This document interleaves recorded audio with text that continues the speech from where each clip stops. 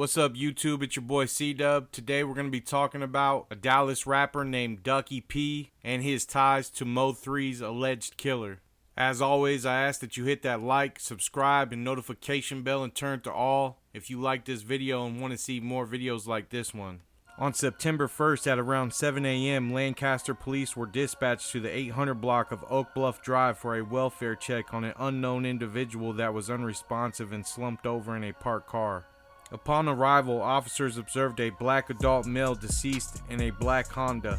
The deceased man had gunshot wounds that appeared to have occurred from inside the vehicle. The details of the case are still being reviewed as this is an active investigation. Identification of the deceased individual is pending notification of his next of kin. Even though police haven't released the name of the unidentified man, social media users were quick to identify him as Ducky P.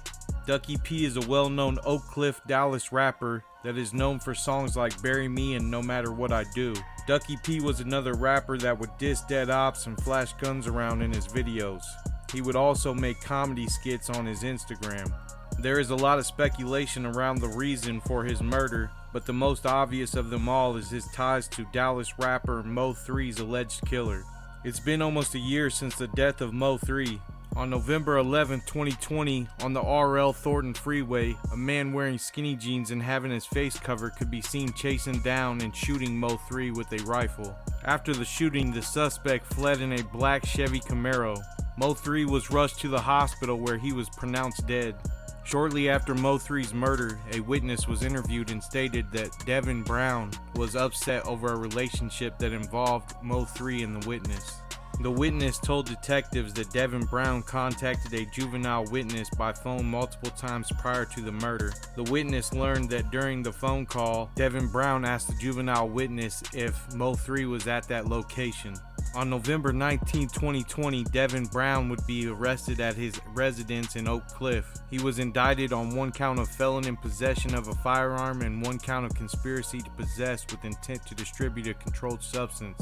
Police officers found a stolen AK-47 in his closet. They also found K2 and multicolored tablets that were identified as methamphetamine, several scales, baggies, and more than $3,200 in cash. While in custody, police interrogated him about the witness statements. He confirmed that he recently learned that Mo3 and the witness were dating. He also stated that on the day of the murder, he called the juvenile witness in the morning. He admitted that he was upset over a recent Facebook video that involved Mo3, but denied any involvement in the murder. 1 day later, detectives would receive an anonymous call that the picture released by Dallas police on the news resembled that of a person named Kewon. Detectives believed that Kewon resembled the build and physical stature of the suspect in the surveillance video. On November 25, 2020, detectives received another anonymous call that the suspect Kewon was the person that committed Mo3's murder. The witness stated that she heard White admit that he shot Mo3 while talking to her boyfriend. Detectives obtained cell phone location data records for White's phone that showed him to be in the vicinity of Mo3's girlfriend's apartment the night before and the morning of the offense where Mo3 stayed. The location data showed that he traveled the same path as Mo3 and placed him near the crime scene where Mo3 was shot. Records show that there was multiple calls between Devin and Kewon the day prior to and the day of Mo3's murder. On December 9, 2020, Kewon was arrested and indicted on 1 count of felon in possession of a firearm. When police attempted a traffic stop on White, he fled on a dirt bike and then on foot. After catching him, they recovered a 9mm pistol from his pants pocket. While in police custody, White gave a voluntary statement. He admitted that the phone number that was compared in the phone records might be his phone number, but he could not remember his numbers. When he was asked about Devin White denied that he knew him or had any association with him at all. Early on in 2021, Devin and Kewon would both be indicted in Mo3's murder. There are reports that White was out on bail for the shooting of his transgender girlfriend before being arrested on December 9th. There is some speculation that White shot Barbie Adamore because he found out of her transgendered background. Kewon, who also went by the rap name Banzzo Bling, seemed to have been really good friends with Ducky P. Ducky can be seen alongside Banzzo Bling in many of his music videos. On Kawan White's Instagram, he posted a picture of Ducky P and said, "I can't believe he took you from me. I wish he would have took me instead. Rest in peace to my brother." This definitely makes it look like Ducky P was murdered because of his ties to Kawan White.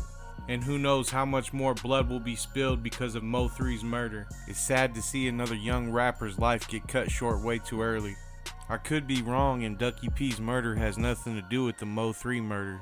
After all, it's all just speculation and it could be a million different things. But it definitely looks like Mo3's murder has something to do with Ducky's. And with the police report saying that the shots look like they came from inside of the vehicle, it definitely looks like Ducky was set up.